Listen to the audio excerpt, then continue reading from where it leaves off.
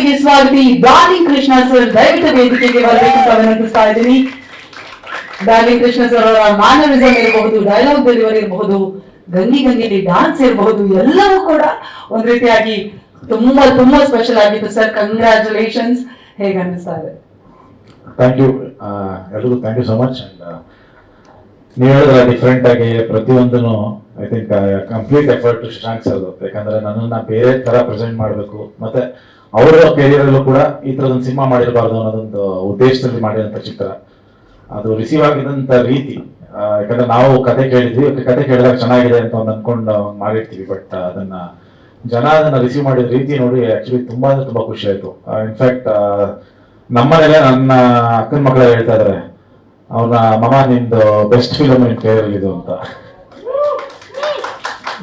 So ನನ್ನನ್ನು ಈ ರೀತಿ ಆದ್ರೆ ಈ ಎಲ್ಲ ಒಳ್ಳೊಳ್ಳೆ ಪಾತ್ರಗಳು ಮಾಡ್ಕೊಂಡ್ ಬಂದಿದ್ದೆ. ಕ್ರಿಸ್ಟಿನ್ ಜಾಸ್ತಿ ಇಷ್ಟಪಡ್ತಾ ಇದ್ದಾರೆ.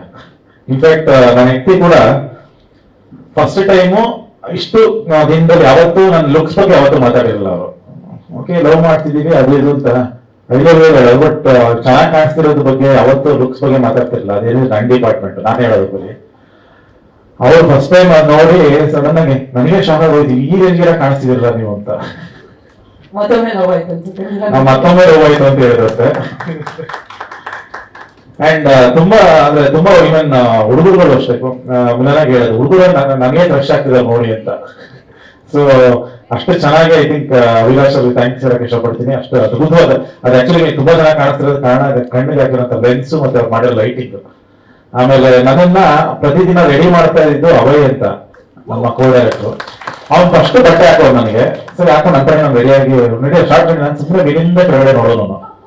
ಅವನೊಂದು 2 ನಿಮಿಷ ನನ್ನ ಲವ್ ಮಾಡಿ ಆಮೇಲೆ ಕಳ್ಸೋದು. ಅವನ ಅಷ್ಟು ಪ್ರೀತಿಯಿಂದ ನೋಡಿ ಅದನ್ನ ಅಷ್ಟು ನೀಟ್ ಪ್ರತಿ ಸರಿ ಬಂದ ಫೋಲ್ಡ್ ಇದು ಚೂರು ಹಿಂಗಾಗಿದೆ ಅಂತ ನಾನು ಎಲ್ಲ ಕಾಮೆಂಟ್ಸ್ ಟ್ವಿಟರ್ ಅಲ್ಲಿ ನೋಡ್ತಾ ಇರ್ತೀನಿ. ಡ್ರೆಸ್ಸಿಂಗ್ ಮಾಡಿರೋರ್ಗೊಂದು ಅವಾರ್ಡ್ ಕೊಡ್ಬೇಕು ಅಂತ ಹಾಕಿದ್ರು ಸುಮಾರು ಜನ. ನೋಡಪ್ಪ ನಿಮಗೆ ಮತ್ತೆ ವರ್ಷಿಣಿ ಅವ್ರಿಗೆ ತುಂಬಾ ಎಫರ್ಟ್ ಹಾಕಿದ್ದಾರೆ ಇನ್ಫ್ಯಾಕ್ಟ್ ಕಾಸ್ಟ್ಯೂಮ್ಗೆ. ಐ ಥಿಂಕ್ ನನಗೆ ಒಂದು ಸಿನಿಮಾ ಮುಗಿದ್ಮೇಲೆ ತುಂಬಾ ಸುಸ್ತಾಗಿ ಸಿನಿಮಾ ಇದು.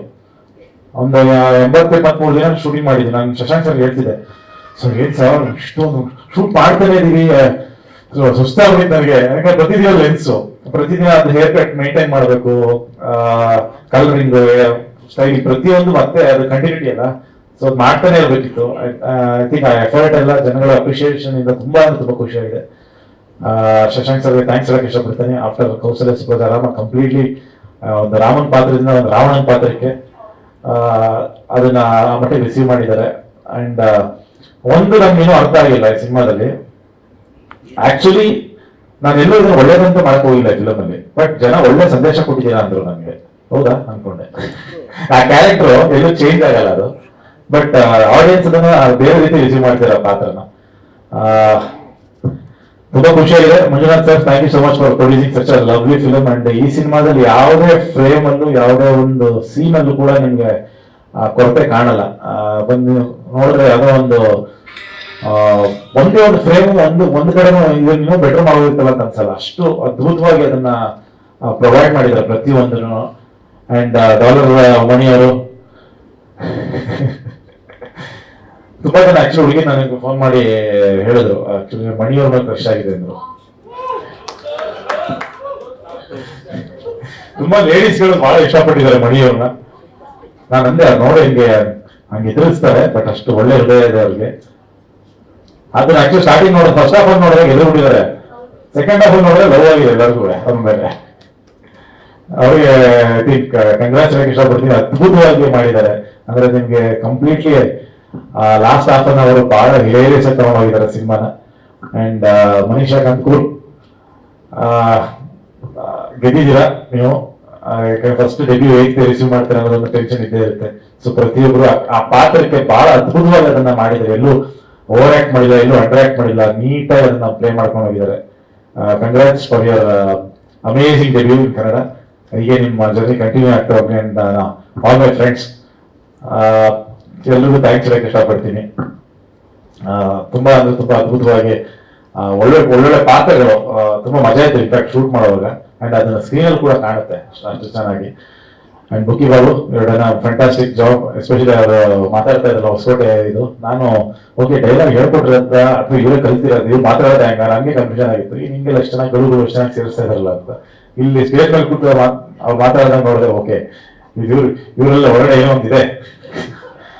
ಸೊ ಅದ್ಭುತವಾಗಿ ಮಾಡಿದ್ರ.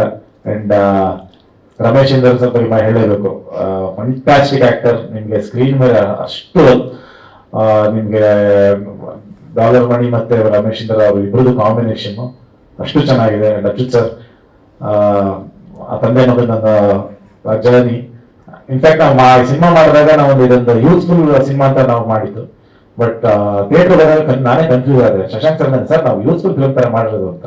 ಯಾಕಂದ್ರೆ ಫ್ಯಾಮಿಲಿ ಎಷ್ಟು ಜನ ಇದಾರೆ, ಎಲ್ಲ ಫ್ಯಾಮಿಲಿ ಎಂಜಾಯ್ ಮಾಡ್ತಾ ಇದಾರೆ. ಫ್ಯಾಮಿಲಿ ಸೂಪರ್ ಫಿಲ್ಮ್, ಒಳ್ಳೆ ಫ್ಯಾಮಿಲಿ ಎಂಟರ್ಟೈನ್ ಅಂತಿದ್ದಾರೆ. ಓಕೆ, ಸೊ ಈಗ ನಾವು ಒಂದು ಸ್ವಲ್ಪ ಚೇಂಜ್ ಮಾಡ್ಕೋಗಿದ್ವಿ, ಯೂತ್ಫುಲ್ ಫ್ಯಾಮಿಲಿ ಎಂಟರ್ಟೈನರ್ ಸಿನಿಮಾ.